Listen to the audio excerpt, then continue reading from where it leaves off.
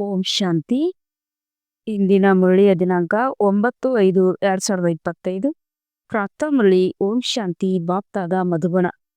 ಮಧುರ ಮಕ್ಕಳೇ, ನಿಮಗೆ ನೆಸೆ ಇರಲಿ. ಯಾವ ಶಿವನಿಗೆ ಎಲ್ಲರೂ ಪೂಜೆ ಮಾಡುತ್ತಾರೆಯೋ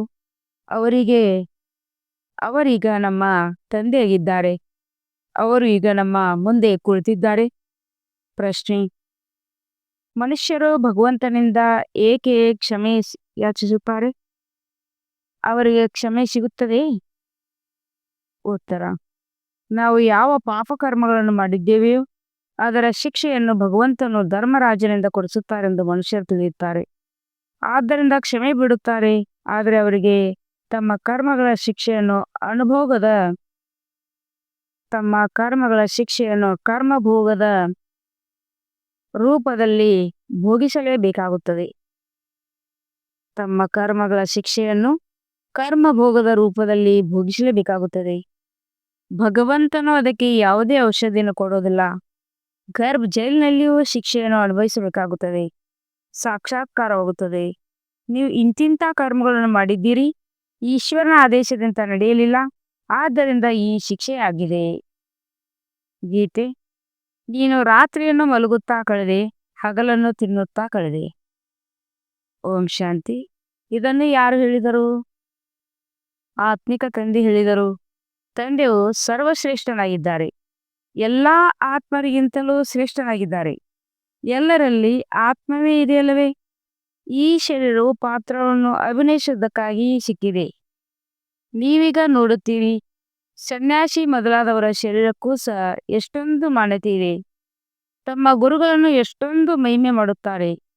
ಈ ಬೇಹದ್ದಿನ ತಂದೆಯಂತೂ ಎಷ್ಟು ಗುಪ್ತವಾಗಿದ್ದಾರೆ. ನೀವು ಮಕ್ಕಳು ತಿಳಿದಿದ್ದೀರಿ, ಶಿವತಂದೆಯು ಸರ್ವಶ್ರೇಷ್ಠನಾಗಿದ್ದಾರೆ. ಅವರಿಗಿಂತಲೂ ಶ್ರೇಷ್ಠರು ಯಾರೂ ಇಲ್ಲ. ಧರ್ಮರಾಜನು ಅವರ ಜೊತೆ ಇದ್ದಾರೆ. ಏಕೆಂದರೆ ಭಕ್ತಿ ಮಾರ್ಗದಲ್ಲಿ ಭಗವಂತನೇ ಕ್ಷಮಿಸಿ ಎಂದು ಕ್ಷಮೆ ಯಾಚಿಸುತ್ತಾರೆ. ಅಂದಾಗ ಭಗವಂತನು ಏನು ಮಾಡುತ್ತಾರೆ?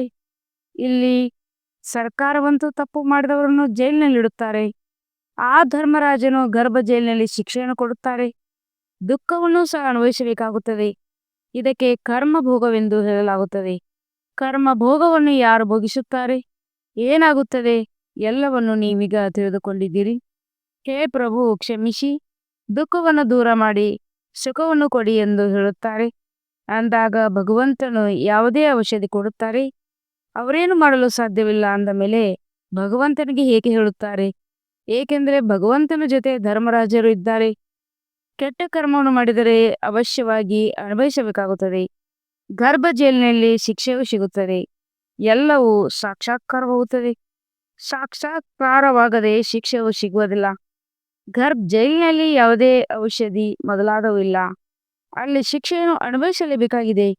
ಯಾವಾಗ ದುಃಖಿಯಾಗುವರು ಆಗ ಭಗವಂತ ನಮ್ಮನ್ನು ಜೈಲಿನಿಂದ ಹೊರತೆಗಿರಿ ಎಂದು ಹೇಳುತ್ತಾರೆ. ಈಗ ನೀವು ಮಕ್ಕಳು ಯಾರ ಸಮ್ಮುಖದಲ್ಲಿ ಕುಳಿತಿದ್ದೀರಿ? ಸರ್ವಶ್ರೇಷ್ಠ ತಂದೆಯಾಗಿದ್ದಾರೆ, ಆದರೆ ಗುಪ್ತವಾಗಿದ್ದಾರೆ. ಎಲ್ಲರಿಗಂತೂ ಶರೀರವು ಕಾಣಿಸುತ್ತದೆ. ಇಲ್ಲಿ ಶಿವತಂದೆಗೆ ತಮ್ಮ ಕೈಕಾಲು ಇತ್ಯಾದಿ ಏನೂ ಇಲ್ಲ. ಹೂಗಳನ್ನು ಸಹ ಯಾರು ಸ್ವೀಕಾರ ಮಾಡುತ್ತಾರೆ? ಅವಶ್ಯಕತೆ ಇದ್ದಲ್ಲಿ ಬ್ರಹ್ಮ ಕೈಯಿಂದಲೇ ಸ್ವೀಕಾರ ಮಾಡಬೇಕಾಗುವುದು, ಆದರೆ ಯಾರಿಂದಲೂ ತೆಗೆದುಕೊಳ್ಳುವುದಿಲ್ಲ. ಹೇಗೆ ಯಾರು ಎಂದೂ ಸ್ಪರ್ಶಿಸಬಾರದು ಎಂದು ಶಂಕರಾಚಾರ್ಯರು ಹೇಳುತ್ತಾರೆ. ಅಂದಾಗ ತಂದೆಯೂ ಸಹ ಹೇಳುತ್ತಾರೆ, ನಾನು ಪತಿತರಿಂದ ಏನೇನಾದರೂ ಹೇಗೆ ತೆಗೆದುಕೊಳ್ಳಲಿ? ನನಗೆ ಹೂ ಇತ್ಯಾದಿಗಳ ಅವಶ್ಯಕತೆ ಇಲ್ಲ. ಭಕ್ತಿ ಮಾರ್ಗದಲ್ಲಿ ಸೋಮನಾಥನ ಮಂದಿರವನ್ನು ಕಟ್ಟಿಸುತ್ತಾರೆ, ಹೂವನ್ನಿಡುತ್ತಾರೆ. ಆದರೆ ನನಗಂತೂ ಶರೀರವಿಲ್ಲ. ಆತ್ಮವನ್ನು ಸ್ಪರ್ಶಿಸುವುದಾದರೆ ಹೇಗೆ? ನಾನು ಪತಿತರಿಂದ ಹೂವನ್ನು ಹೇಗೆ ಸ್ವೀಕರಿಸಲಿ? ನನ್ನನ್ನು ಯಾರೂ ಸ್ಪರ್ಶಿಸಲು ಸಾಧ್ಯವಿಲ್ಲ. ಪತಿತರನ್ನು ಮುಟ್ಟುವುದಕ್ಕೂ ಬಿಡುವುದಿಲ್ಲ. ಇಂದು ಬಾಬಾ ಎಂದು ಹೇಳುತ್ತಾರೆ, ನಾಳೆ ಹೋಗಿ ನರಕವಾಸಿಗಳಾಗುತ್ತಾರೆ. ಇಂಥವರನ್ನು ನೋಡುವುದೂ ಇಲ್ಲ. ನಾನು ಸರ್ವಶ್ರೇಷ್ಠನಾಗಿದ್ದೇನೆ. ನಾಟಕದನುಸಾರ ಈ ಸನ್ಯಾಸಿ ಮೊದಲಾದವರ ಉದ್ಧಾರವನ್ನು ನಾನೇ ಮಾಡಬೇಕಾಗಿದೆ. ಆದರೆ ನನ್ನನ್ನು ಯಾರೂ ಅರಿತುಕೊಂಡೇ ಇಲ್ಲ. ಶಿವನ ಪೂಜೆ ಮಾಡುತ್ತಾರೆ, ಆದರೆ ಇವರೇ ಗೀತೆಯ ಭಗವಂತನಾಗಿದ್ದಾರೆ. ಇವರು ಬಂದು ಜ್ಞಾನವನ್ನು ಕೊಡುತ್ತಾರೆ. ಎಂಬುದು ಅವರಿಗೆ ತಿಳಿದಿಲ್ಲ. ಗೀತೆಯಲ್ಲಿ ಕೃಷ್ಣನ ಹೆಸರನ್ನು ಹಾಕಿಬಿಟ್ಟಿದ್ದಾರೆ. ಕೃಷ್ಣನು ಜ್ಞಾನವನ್ನು ಕೊಟ್ಟರೆ ಮತ್ತೆ ಶಿವನು ಏನು ಮಾಡುತ್ತಿರುತ್ತಾರೆ. ಆದ್ದರಿಂದ ಮನುಷ್ಯರು ತಿಳಿಯುತ್ತಾರೆ ಶಿವನು ಬರುವುದೇ ಇಲ್ಲವೆಂದು. ಅರೆ, ಪತಿತ ಪಾವನೆಂದು ಕೃಷ್ಣನಿಗೆ ಹೇಳುತ್ತಾರೆ, ನನಗೆ ಪತಿತ ಪಾವನೆಂದು ಹೇಳುತ್ತಿರಲ್ವೇ? ನಿಮ್ಮೆಲ್ಲ ನಿಮ್ಮಲ್ಲಿಯೂ ಸಹ ಕೆಲವರು ತಂದೆಗೆ ಅಷ್ಟು ಗೌರವವನ್ನು ಕೊಡುವುದೇ ಇಲ್ಲ. ತಂದೆಯು ಎಷ್ಟು ಸಾಧಾರಣವಾಗಿದ್ದಾರೆ. ನಾನು ಈ ಋಷಿ ಮುನಿ ಮೊದಲಾದವರೆಲ್ಲರ ತಂದೆಯಾಗಿದ್ದೇನೆ ಎಂದು ತಿಳಿಸುತ್ತಾರೆ. ಯಾರೆಲ್ಲ ಶಂಕರಾಚಾರ್ಯ ಮೊದಲಾದವರಿದ್ದಾರೆಯೋ ಅವರೆಲ್ಲ ಆತ್ಮಗಳ ತಂದೆಯು ನಾನಾಗಿದ್ದೇನೆ. ಶರೀರಗಳ ತಂದೆಯಂತೂ ಇದ್ದೇ ಇರುವರು, ಆದರೆ ನಾನು ಎಲ್ಲ ಆತ್ಮಗಳ ತಂದೆಯಾಗಿದ್ದೇನೆ. ಎಲ್ಲರೂ ನನ್ನನ್ನು ಪೂಜಿಸುತ್ತಾರೆ. ಈಗ ನಾನೇ ಇಲ್ಲಿ ಮುಂದೆ ಕುಳಿತಿದ್ದೇನೆ, ಆದರೆ ನಾವು ಎಲ್ಲರೂ ಯಾರ ಮುಂದೆ ಕುಳಿತಿದ್ದೇವೆಂದು ಅರಿತುಕೊಂಡಿರಲಿಲ್ಲ. ಆತ್ಮಗಳು ಜನ್ಮ ಜನ್ಮಾಂತರದಿಂದ ದೇಹಾಭಿಮಾನದಲ್ಲಿ ಸಿಲುಕಿಕೊಂಡಿರುವ ಕಾರಣ ತಂದೆಯನ್ನು ನೆನಪು ಮಾಡುವುದಿಲ್ಲ, ದೇಹವನ್ನೇ ನೋಡುತ್ತಾರೆ.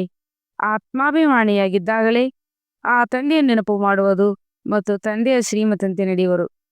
ತಂದೆಯು ತಿಳಿಸುತ್ತಾರೆ, ನನ್ನನ್ನು ಅರಿತುಕೊಳ್ಳುವುದಕ್ಕೆ ಎಲ್ಲರೂ ಪುರುಷಾರ್ಥಿಗಳಾಗಿದ್ದಾರೆ. ಅಂತಿಮದಲ್ಲಿ ಸಂಪೂರ್ಣ ಆತ್ಮಾಭಿಮಾನಿಗಳಾಗುವವರೇ ತೇರ್ಗಡೆಯಾಗುತ್ತಾರೆ. ಉಳಿದರಲ್ಲಿ ಅಲ್ಪ ಸ್ವಲ್ಪ ದೇಹಾಭಿಮಾನವು ಇದ್ದೇ ಇರುವುದು. ತಂದೆಯಂತೂ ಗುಪ್ತವಾಗಿದ್ದಾರೆ, ಅವರಿಗೆ ಏನನ್ನೂ ಕೊಡಲು ಸಾಧ್ಯವಿಲ್ಲ. ಕುಮಾರಿಯರು ಶಿವನ ಮಂದಿರಕ್ಕೆ ಹೋಗಿ ತಿಳಿಸಬಹುದು. ಕುಮಾರಿಯರೇ ಶಿವತಂದೆಯ ಪರಿಚಯವನ್ನು ಕೊಟ್ಟಿದ್ದೀರಿ. ಹಾಗೆ ನೋಡಿದರೆ ಕುಮಾರಿಯರಿಬ್ಬರು ಸೇವೆ ಮಾಡಿದ್ದೀರಿ. ಮಾತೆಯರನ್ನು ವಿಶೇಷವಾಗಿ ಮೇಲೆತ್ತುತ್ತೇವೆ, ಏಕೆಂದರೆ ಅವರು ಪುರುಷರಿಗಿಂತಲೂ ಹೆಚ್ಚಿನ ಸೇವೆ ಮಾಡಿದ್ದಾರೆ. ಅಂದಾಗ ಮಕ್ಕಳಿಗೆ ಸೇವೆಯ ಆಸಕ್ತಿ ಇರಬೇಕು. ಹೇಗೆ ಆ ಲೌಕಿಕ ವಿದ್ಯೆಯ ಆಸಕ್ತಿ ಇರುತ್ತದಲ್ಲವೇ? ಅದು ಸ್ಥೂಲ ವಿದ್ಯೆಯಾಗಿದೆ, ಇದು ಆತ್ಮಿಕ ವಿದ್ಯೆಯಾಗಿದೆ. ಲೌಕಿಕ ವಿದ್ಯೆಯನ್ನು ಓದುತ್ತಾರೆ, ವ್ಯಾಯಾಮವನ್ನು ಕಲಿಸುತ್ತಾರೆ, ಆದರೆ ಸಿಗುವುದೇನೂ ಇಲ್ಲ. ತಿಳಿದುಕೊಳ್ಳಿ, ಯಾರಿಗಾದರೂ ಮಗುವಿನ ಜನ್ಮವಾಯಿತು ಎಂದರೆ ಬಹಳ ವಿಜೃಂಭಣೆಯಿಂದ ಜಯಂತಿಯನ್ನು ಆಚರಿಸುತ್ತಾರೆ. ಆದರೆ ಅವರು ಪಡೆಯುವುದೇನು? ಆ ಮಗುವಿನಿಂದ ಏನಾದರೂ ಪಡೆಯಲು ಅಷ್ಟು ಸಮಯವೇ ಇಲ್ಲ. ಇಲ್ಲಿಂದಲೂ ಸಹ ಹೋಗಿ ಜನ್ಮ ತೆಗೆದುಕೊಳ್ಳುತ್ತಾರೆ, ಆದರೆ ಅವರು ಸಹ ಏನನ್ನೂ ತಿಳಿದುಕೊಳ್ಳುವುದಿಲ್ಲ. ಇಲ್ಲಿ ವಿದ್ಯೆಯನ್ನು ಓದುತ್ತಾ ಯಾರು ಅಗಲಿ ಹೋಗಿರುವರು, ಅವರು ಅದೇ ಅನುಸಾರ ಬಾಲ್ಯದಲ್ಲಿಯೇ ಶಿವತಂದೆಯ ನೆನಪು ಮಾಡುತ್ತಿರಬಹುದು. ಇದಂತೂ ಮಂತ್ರವಾಗಿದೆಯಲ್ಲವೇ? ಚಿಕ್ಕ ಮಕ್ಕಳಿಗೆ ಕಲಿಸುತ್ತಾರೆ, ಆದರೆ ಅವರು ಇಂದು ಇತ್ಯಾದಿ ಏನೂ ತಿಳಿದುಕೊಳ್ಳುವುದಿಲ್ಲ. ಕೇವಲ ಶಿವಬಾಬಾ ಎನ್ನುತ್ತಾರೆ. ಶಿವತಂದೆಯನ್ನು ನೆನಪು ಮಾಡುವುದರಿಂದ ಸ್ವರ್ಗದ ಶ್ರೇಷ್ಠ ಪದವಿಯನ್ನು ಪಡೆಯಲು ಸಾಧ್ಯವಿಲ್ಲ. ಶಿವತಂದೆಯನ್ನು ನೆನಪು ಮಾಡುವುದರಿಂದ ಸ್ವರ್ಗದ ಆಸ್ತಿಯನ್ನು ಪಡೆಯುತ್ತೀರಿ. ಅನ್ಯರಿಗೆ ತಿಳಿಸುತ್ತೀರೆಂದರೆ ಅವರೂ ಸಹ ಸ್ವರ್ಗದಲ್ಲಿ ಬಂದು ಬಿಡುತ್ತಾರೆ, ಆದರೆ ಶ್ರೇಷ್ಠ ಪದವಿಯನ್ನು ಪಡೆಯಲು ಸಾಧ್ಯವಿಲ್ಲ. ಹೀಗೆ ಅನೇಕ ಮಕ್ಕಳು ಬರುತ್ತಾರೆ, ಶಿವಬಾಬಾ ಎಂದು ಹೇಳುತ್ತಿರುತ್ತಾರೆ. ಮತ್ತೆ ಅಂತಮತಿ ಸೋಗತಿಯಾಗುವುದು. ಈಗ ರಾಜಧಾನಿಯು ಸ್ಥಾಪನೆಯಾಗುತ್ತಿದೆ. ಮನುಷ್ಯರು ಶಿವನ ಪೂಜೆ ಮಾಡುತ್ತಾರೆ, ಆದರೆ ಏನನ್ನು ತಿಳಿದುಕೊಂಡಿಲ್ಲ. ಹೇಗೆ ಚಿಕ್ಕ ಮಗು ಶಿವ ಎಂದು ಹೇಳುತ್ತದೆ, ಏನನ್ನೂ ಅರ್ಥ ಮಾಡಿಕೊಂಡಿರುವುದಿಲ್ಲವೋ ಹಾಗೆ ಇಲ್ಲಿಯೂ ಸಹ ಪೂಜೆ ಮಾಡುತ್ತಾರೆ, ಆದರೆ ತಿಳುವಳಿಕೆ ಏನೂ ಇಲ್ಲ.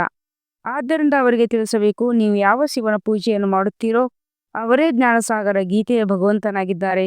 ಅವರು ನಮಗೆ ತಿಳಿಸುತ್ತಿದ್ದಾರೆ, ಈ ಪ್ರಪಂಚದಲ್ಲಿ ಶಿವತಂದೆಯು ನಮಗೆ ರಾಜ್ಯಯೋಗವನ್ನು ಕಲಿಸುತ್ತಿದ್ದಾರೆ ಎಂದು ಹೇಳುವಂತ ಮನುಷ್ಯರಾರೂ ಇಲ್ಲ. ಇದನ್ನು ಕೇವಲ ನೀವೇ ತಿಳಿದುಕೊಂಡಿದ್ದೀರಿ. ಕೆಲವೊಮ್ಮೆ ನೀವು ಮರೆತು ಹೋಗುತ್ತೀರಿ. ಭಗವಾನ್ ವಾಚ್, ನಾನು ನಿಮಗೆ ರಾಜಯೋಗವನ್ನು ಕಲಿಸುತ್ತೇನೆ. ಭಗವಾನ್ ವಾಚ್, ಕಾಮ ಮಹಾಶತ್ರುವಾಗಿದೆ, ಇದರ ಮೇಲೆ ವಿಜಯಗಳಾಗಿ ಹಳೆಯ ಪ್ರಪಂಚದ ಸನ್ಯಾಸ ಮಾಡಿ ಎಂದು ಯಾರು ಹೇಳಿದರು? ನೀವು ಹಠಯೋಗಿ ಹದ್ದಿನ ಸನ್ಯಾಸಿಗಳಾಗಿದ್ದೀರಿ. ಅವರು ಶಂಕರಾಚಾರ್ಯರಾಗಿದ್ದಾರೆ, ತಂದೆಯು ಶಿವಾಚಾರ್ಯ ಆಗಿದ್ದಾರೆ. ಅವರೇ ನಮಗೆ ಕಲಿಸುತ್ತಾರೆ. ಶಂಕರಾಚಾರ್ಯ ಎಂದು ಹೇಳಲು ಸಾಧ್ಯವಿಲ್ಲ. ಕೃಷ್ಣನ ಮಗುವನಾಗಿದ್ದಾನೆ. ಸತ್ಯಯುಗದಲ್ಲಿ ಜ್ಞಾನದ ಅವಶ್ಯಕತೆ ಇರುವುದಿಲ್ಲ. ಎಲ್ಲಿ ಶಿವನ ಮಂದಿರ ಇವೆಯೋ ಅಲ್ಲಿ ನೀವು ಮಕ್ಕಳು ಬಹಳ ಒಳ್ಳೆಯ ಸೇವೆ ಮಾಡಬಹುದು. ಶಿವನ ಮಂದಿರಕ್ಕೆ ಹೋಗಿ ಮಾತೆಯರು ಹೋಗುವುದು ಒಳ್ಳೆಯದಾಗಿದೆ, ಕನ್ಯರು ಹೋಗುವುದು ಅದಕ್ಕಿಂತಲೂ ಒಳ್ಳೆಯದಾಗಿದೆ. ಇದಕ್ಕಂತೂ ನಾವು ತಂದೆಯಿಂದ ರಾಜ್ಯ ಭಾಗ್ಯವನ್ನು ತೆಗೆದುಕೊಳ್ಳಬೇಕಾಗಿದೆ. ತಂದೆಯು ನಮಗೆ ಓದಿಸುತ್ತಾರೆ, ಮತ್ತೇನೋ ರಾಜರಾಣಿಯರಾಗುತ್ತೇವೆ. ಸರ್ವಶ್ರೇಷ್ಠರಾಗಿರುವವರು ತಂದೆಯಾಗಿದ್ದಾರೆ. ಇಂಥ ಶಿಕ್ಷಣವನ್ನು ಯಾವುದೇ ಮನುಷ್ಯರು ಕೊಡಲು ಸಾಧ್ಯವಿಲ್ಲ. ಇದು ಕಲಿಯುಗವಾಗಿದೆ. ಸತ್ಯಯುಗದಲ್ಲಿ ಇವರ ರಾಜ್ಯವಿತ್ತು. ಇವರು ರಾಜರಾಣಿ ಹೇಗಾದರು? ಇವರು ಸತ್ಯಯುಗದ ಮಾಲೀಕರು. ರಾಜಯುಗನ ಯಾರು ಕಲಿಸಿದರು? ಯಾರ ಪೂಜೆಯನ್ನು ನೀವು ಮಾಡುತ್ತೀರೋ ಅವರು ನಮಗೆ ಓದಿಸಿ ಸತ್ಯಯುಗದ ಮಾಲೀಕರನ್ನಾಗಿ ಮಾಡುತ್ತಾರೆ. ಬ್ರಹ್ಮರವರ ಮೂಲಕ ಸ್ಥಾಪನೆ, ವಿಷ್ಣುವಿನ ಮೂಲಕ ಪಾಲನೆ. ಪತಿತ ಪ್ರವೃತ್ತಿ ಮಾರ್ಗದವರೇ ಪಾವನ ಪ್ರವೃತ್ತಿ ಮಾರ್ಗದಲ್ಲಿ ಹೋಗುತ್ತಾರೆ. ಬಾಬಾ ನಾವು ಪತಿತರನ್ನು ಪಾವನ ಮಾಡಿ ಈ ದೇವತೆಗಳನ್ನಾಗಿ ಮಾಡಿ ಎಂದು ಹೇಳುತ್ತಾರೆ. ಅದು ಪ್ರವೃತ್ತಿ ಮಾರ್ಗವಾಗಿದೆ. ಹೀಗೆ ಬಹಳಷ್ಟು ಮಂದಿ ದಂಪತಿಗಳಿರುತ್ತಾರೆ. ಅವರು ವಿಕಾರಕ್ಕಾಗಿ ವಿವಾಹ ಮಾಡಿಕೊಳ್ಳುವುದಿಲ್ಲ, ಕೇವಲ ಜೊತೆಗಾಗಿ ವಿವಾಹ ಮಾಡಿಕೊಳ್ಳುತ್ತಾರೆ. ಅಂದಾಗ ನೀವು ಮಕ್ಕಳು ಈ ರೀತಿ ಸೇವೆ ಮಾಡಬಹುದು. ಅಂತರದಲ್ಲಿ ಆಸಕ್ತಿ ಇರಬೇಕು. ನಾವು ತಂದೆಗೆ ಸುಪುತ್ರರಾಗಿ ಹೋಗಿ ಏಕೆ ಸೇವೆ ಮಾಡಬಾರದು? ಹಳೆಯ ಪ್ರಪಂಚದ ವಿನಾಶವು ಮುಂದೆ ನಿಂತಿದೆ. ಈಗ ಶಿವತಂದೆಯು ತಿಳಿಸುತ್ತಾರೆ, ಕೃಷ್ಣನಂತೂ ಇಲ್ಲಿರಲು ಸಾಧ್ಯವಿಲ್ಲ. ಕೃಷ್ಣನು ಒಂದೇ ಬಾರಿ ಸತ್ಯುಗದಲ್ಲಿ ಬರುತ್ತಾನೆ. ನಂತರದ ಜನ್ಮದಲ್ಲಿ ಅದೇ ಮುಖ್ಯ ಲಕ್ಷಣಗಳು, ಅದೇ ಹೆಸರು ಇರುವುದಿಲ್ಲ. 84 ಜನ್ಮಗಳಲ್ಲಿ 84 ಮುಖ್ಯ ಲಕ್ಷಣಗಳು ಇರುತ್ತವೆ. 84 ಜನ್ಮಗಳಲ್ಲಿ 84 ಮುಖ ಲಕ್ಷಣಗಳು ಇರುತ್ತವೆ. ಕೃಷ್ಣನು ಈ ಜ್ಞಾನವನ್ನು ಯಾರಿಗೂ ಕಲಿಸಲು ಸಾಧ್ಯವಿಲ್ಲ. ಆ ಸತ್ಯಯುಗದ ಕೃಷ್ಣನು ಇಲ್ಲಿ ಹೇಗೆ ಬರುತ್ತಾನೆ? ನೀವೀಗ ಈ ಮಾತುಗಳನ್ನು ತಿಳಿದುಕೊಂಡಿದ್ದೀರಿ. ಅರ್ಧಕಲ್ಪ ಒಳ್ಳೆಯ ಜನ್ಮವಿರುತ್ತದೆ. ನಂತರ ರಾವಣ ರಾಜ್ಯ ಆರಂಭವಾಗುತ್ತದೆ. ಮನುಷ್ಯರು ಚಾಚು ತಪ್ಪದೆ ಪ್ರಾಣಿಗಳ ಸಮಾನರಾಗಿ ಬಿಡುತ್ತಾರೆ. ಪರಸ್ಪರ ಜಗಳ ಕಲಾಟಿ ಮಾಡುತ್ತಿರುತ್ತಾರೆ. ಅಂದ ಮೇಲೆ ರಾವಣ ಜನ್ಮವಾಯ್ತಲ್ಲವೇ? ಉಳಿದಂತೆ 84 ಲಕ್ಷ ಜನ್ಮಗಳಂತೂ ಇಲ್ಲ. ಇಷ್ಟೊಂದು ವಿಭಿನ್ನತೆ ಇದೆ. ಅಂದ ಮೇಲೆ ಅಷ್ಟು ಹೆಚ್ಚು ಜನ್ಮಗಳನ್ನು ತೆಗೆದುಕೊಳ್ಳಲು ಸಾಧ್ಯವಿಲ್ಲ. ಇದನ್ನು ತಂದೆಯೇ ತಿಳಿಸುತ್ತಾರೆ. ಅವರು ಸರ್ವಶ್ರೇಷ್ಠ ಭಗವಂತನಾಗಿದ್ದಾರೆ. ಅವರು ಓದಿಸುತ್ತಾರೆ. ಅವರ ನಂತರ ಇವರು ಇದ್ದಾರಲ್ಲವೇ? ಸರಿಯಾಗಿ ಓದಲಿಲ್ಲವೆಂದರೆ ಯಾರ ಬಳಿಯಾದರೂ ಹೋಗಿ ದಾಸದಾಸಿಯರಾಗುತ್ತಾರೆ. ಶಿವತಂದೆಯ ಬಳಿ ದಾಸದಾಸಿಯರಾಗುವರೇ? ಇಲ್ಲ. ತಂದೆಯಂತೂ ತಿಳಿಸುತ್ತಾರೆ, ನೀವು ಓದದಿದ್ದರೆ ಸತ್ಯಯುಗದಲ್ಲಿ ಹೋಗಿ ದಾಸದಾಸಿಯರಾಗುತ್ತೀರಿ. ಯಾರು ಏನು ಮಾಡಲು ಸಾಧ್ಯ ಇಲ್ಲ, ತಿನ್ನುವುದು, ಕುಡಿಯುವುದು, ಮಲಗುವುದರಲ್ಲಿಯೇ ಸಮಯವನ್ನು ಕಳೆಯುತ್ತಾರೆ ಅಂದರೆ ಅವರಿಗೇನಾಗುತ್ತಾರೆ? ಏನಾಗುತ್ತಾರೆಂದು ಬುದ್ಧಿಯಲ್ಲಿ ಬರುತ್ತದೆ ಅಲ್ಲವೇ? ನಾನಂತೂ ಮಹಾರಾಜನಾಗುತ್ತೇನೆ. ನನ್ನ ಮುಂದೆಯೂ ಇರುವುದಿಲ್ಲ, ನನ್ನ ಮುಂದೆಯೂ ಬರುವುದಿಲ್ಲ. ಸ್ವಯಂ ತಿಳಿದಿರುತ್ತಾರೆ.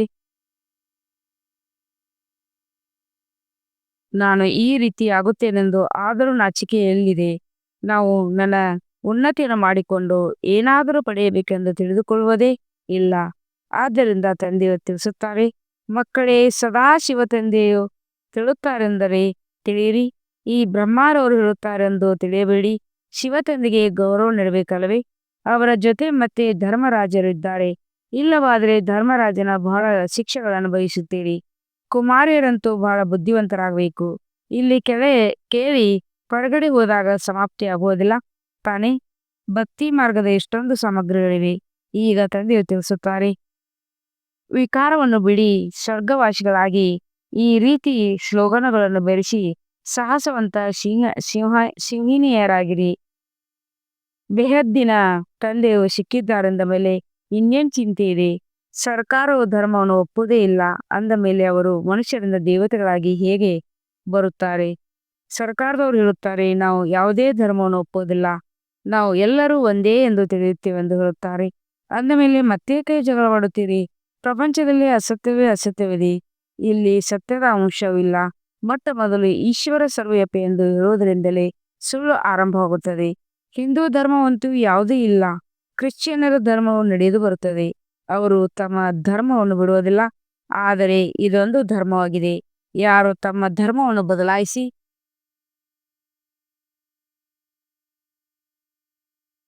ಹಿಂದೂ ಧರ್ಮವೆಂದು ಹೇಳುತ್ತಾರೆ, ಮತ್ತೆ ಶ್ರೀ ಶ್ರೀ ಎಂದು ಎಂತೆಂಥ ಹೆಸರುಗಳನ್ನು ಇಟ್ಟುಕೊಳ್ಳುತ್ತಾರೆ. ಈಗ ಶ್ರೀ ಅರ್ಥಾತ್ ಶ್ರೇಷ್ಠರಲ್ಲಿದ್ದಾರೆ. ಶ್ರೀಮತವು ಯಾರ್ದೂ ಇಲ್ಲ. ಅವರದಂತೂ ಕಲಿಯುಗದ ಮಾತಾಗಿದೆ. ಅದಕ್ಕೆ ಶ್ರೀಮತವೆಂದು ಹೇಗೆ ಹೇಳಲು ಸಾಧ್ಯ? ಈಗ ನೀವು ಕುಮಾರಿಯರು ಎದ್ದು ನಿಲ್ಲಿ, ಯಾರಿಗೆ ಬೇಕಾದರೂ ತಿಳಿಸುವರಾಗಿ. ಆದರೆ ಒಳ್ಳೆಯ ಯೋಗಯುಕ್ತ ಬುದ್ಧಿವಂತ ಕುಮಾರಿಯರು ಬೇಕು.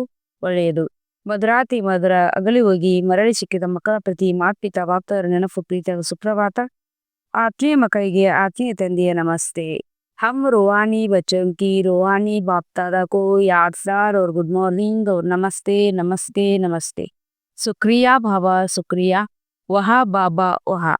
ಧಾರಣೆಗಾಗಿ ಮುಖ್ಯ ಸಾರ. 1ನೇ ಪಾಯಿಂಟ್, ತಮ್ಮ ಉನ್ನತಿ ಮಾಡಿಕೊಳ್ಳುವುದಕ್ಕೆ ತಂದೆಯ ಸೇವೆಯಲ್ಲೇ ತತ್ಪರರಾಗಬೇಕಾಗಿದೆ. ಕೇವಲ ತಿನ್ನುವುದು, ಕುಡಿಯುವುದು, ಮಲಗುವುದು ಇದು ಪದವಿಯನ್ನು ಕಳೆದುಕೊಳ್ಳುವುದಾಗಿದೆ. 2ನೇ ಪಾಯಿಂಟ್, ತಂದೆ ಮತ್ತು ವಿದ್ಯೆಯ ಪ್ರತಿ ಗೌರವ ನೀಡಬೇಕಾಗಿದೆ. ಆತ್ಮಾಭಿಮಾನಿಗಳಾಗುವ ಸಂಪೂರ್ಣ ಪುರುಷಾರ್ಥ ಮಾಡಬೇಕಾಗಿದೆ. ತಂದೆಯ ಶಿಕ್ಷಣವನ್ನು ಧಾರಣೆ ಮಾಡಿಕೊಂಡು ಸುಪುತ್ರರಾಗಬೇಕಾಗಿದೆ. ವರದಾನ: ಸೇವೆ ಮಾಡುತ್ತಾ ಉಪರಾಮ ಸ್ಥಿತಿಯಲ್ಲಿರುವಂಥ ಯೋಗಯುಕ್ತ ಯುಕ್ತಿಯುಕ್ತ ಸೇವಾಧಾರಿ ಭವ. ಯಾರು ಯೋಗಯುಕ್ತ ಯುಕ್ತಿಯುಕ್ತ ಸೇವಾಧಾರಿಯಾಗಿದ್ದಾರೆ ಅವರು ಸೇವೆ ಮಾಡುತ್ತಿದ್ದರೂ ಸಹ ಉಪರಾಮವಾಗಿರುತ್ತಾರೆ. ಹೀಗೆ ಹೇಳುವುದಿಲ್ಲ ಸೇವೆ ಹೆಚ್ಚಾಗಿದೆ ಆದ್ದರಿಂದ ಅಸೇವೆಯಾಗಲು ಸಾಧ್ಯವಿಲ್ಲ ಎಂದು. ಆದರೆ ನೆನಪಿರಲಿ, ಇದು ನನ್ನ ಸೇವೆಯಲ್ಲ, ತಂದೆ ಕೊಟ್ಟಿರುವ ಸೇವೆ ಎಂದು ತಿಳಿದಾಗ ನಿರ್ಬಂಧರಾಗುವಿರಿ, ಟ್ರಸ್ಟಿಯಾಗಿರುವಿರಿ, ಬಂಧನ ಮುಕ್ತನಾಗಿರುವಿರಿ. ಈ ರೀತಿ ಪ್ರಾಕ್ಟೀಸ್ ಮಾಡಿ ಅತಿ ಆದಾಗ ಅಂತಿಮ ಸ್ಥಿತಿ ಆದಾಗ ಕರ್ಮಾತೀತ ಅವಸ್ಥೆ ಅಭ್ಯಾಸ ಮಾಡಿ ಹೇಗೆ ಮಧ್ಯ ಮಧ್ಯ ಸಂಕಲ್ಪಗಳ ಟ್ರಾಫಿಕ್ ಕಂಟ್ರೋಲ್ ಮಾಡುವಿರಿ, ಅದೇ ರೀತಿಯಾದ ಸಮಯದಲ್ಲಿ ಅಂತ್ಯದ ಸ್ಟೇಜಿನ ಅನುಭವ ಮಾಡಿ ಆಗ ಅಂತ್ಯದ ಸಮಯದಲ್ಲಿ ಶ್ರೀತಾಣರಾಗುವಿರಿ. ಸ್ಲೋಗನ್: ಶುಭಭಾವನೆ ಕಾರಣವನ್ನು ನಿವಾರಣೆಯಲ್ಲಿ ಪರಿವರ್ತನೆ ಮಾಡಿಬಿಡುತ್ತದೆ. ಅವ್ಯಕ್ತ ಸೂಚನೆ: ಆತ್ಮಿಕ ಘನತೆ ಮತ್ತು ಪವಿತ್ರತೆಯ ವ್ಯಕ್ತಿತ್ವವನ್ನು ಧಾರಣೆ ಮಾಡಿ. ಪವಿತ್ರತೆಯ ಬ್ರಾಹ್ಮಣ ಜೀವನದ ವಿಶೇಷ ಜನ್ಮದ ವಿಶೇಷತೆಯಾಗಿದೆ. ಪವಿತ್ರ ಸಂಕಲ್ಪ ಬ್ರಾಹ್ಮಣರಿಗೆ ಬುದ್ಧಿಯ ಭೋಜನವಾಗಿದೆ. ಪವಿತ್ರ ದೃಷ್ಟಿ ಬ್ರಾಹ್ಮಣರ ಕಣ್ಣುಗಳಿಗೆ ಬೆಳಕಾಗಿದೆ. ಪವಿತ್ರ ಕರ್ಮ ಬ್ರಾಹ್ಮಣ ಜೀವನದ ವಿಶೇಷ ಕರ್ತವ್ಯ. ಪವಿತ್ರ ಸಂಬಂಧ ಮತ್ತು ಸಂಪರ್ಕ ಬ್ರಾಹ್ಮಣ ಜೀವನದ ಮರ್ಯಾದೆಯಾಗಿದೆ. ಇಂತಹ ಮಹಾನ್ ವಸ್ತುವನ್ನು ತಮ್ಮದಾಗಿಸಿಕೊಳ್ಳುವುದರಲ್ಲಿ ಪರಿಶ್ರಮ ಪಡಬೇಡಿ. ಹಠದಿಂದಲ್ಲ, ಈ ಪವಿತ್ರತೆಯು ನಿಮ್ಮ ಜೀವನದ ವರದಾನವಾಗಿದೆ. ಓಂ ಶಾಂತಿ.